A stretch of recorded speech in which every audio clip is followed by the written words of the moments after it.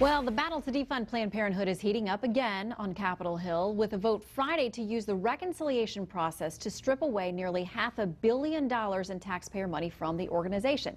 Also on Friday, House Speaker John Boehner announced a new select committee to look into potentially illegal abortion industry practices, highlighted in a series of undercover videos released over the summer. Congresswoman Marsha Blackburn has been named the chair of this new committee and joins us live to talk about that and much more. Chairwoman, I guess the title is now. Thanks for joining us.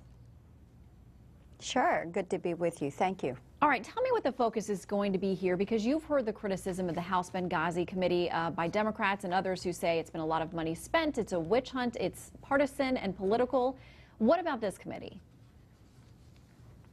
The focus of this committee is going to be pretty focused, actually, and then dig deep into a couple of issues.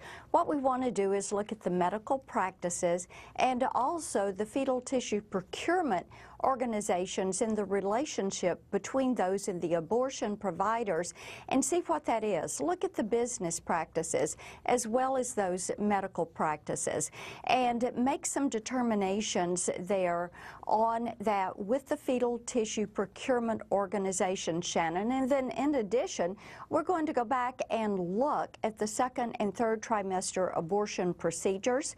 We will look at what happens with survival of a partial birth abortion, which we know there's a ban, but we know these second and third trimester abortions are taking place with some providers. So there will be some look there. And what is the care given to a child when they survive that abortion?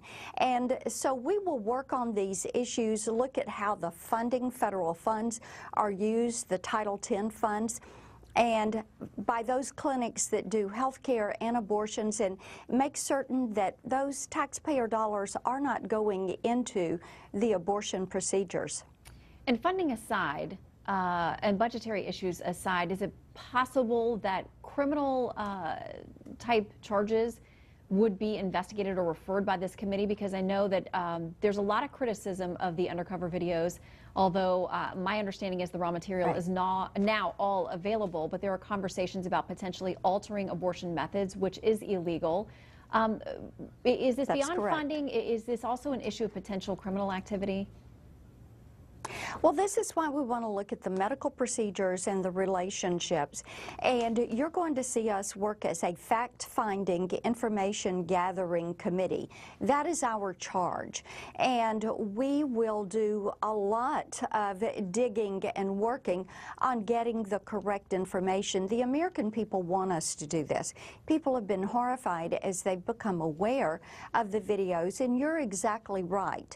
The footage is available. People can go to the Center for Medical Progress website, they can look at it, and they should look at it. But people want to make certain that no laws are broken. We can't predetermine what we're going to find in an investigation. What we can say is we're going to do our job to get the facts, and then we're going to follow where those facts take us in finding answers for the American people.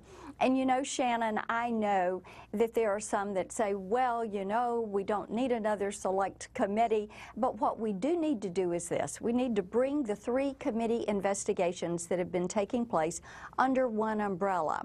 And also, I think it's important to remember that when Nancy Pelosi was Speaker, she had a special select committee investigating global warming. I served as a member of that select committee. And I think it's important to realize they thought that was a priority. They spent millions of dollars on it before that committee was disbanded. I want to have, while we have you, it's going to be a very big week in the House this week. And quickly, we're almost out of time. I want to ask you about the vote for Speaker. Have you chosen, will you support Paul Ryan, Dan Webster? How do you see this playing out? Shannon, I support Paul Ryan. I think he's going to do a fine job as Speaker of the House. He has worked with all different caucuses and groups within the Republican conference, and I think he is ready to take that challenge and to lead the conference. All right, we will watch that vote go down this week. Chairwoman, thank you for your time. Please keep us updated on the investigation. Absolutely. Thank you.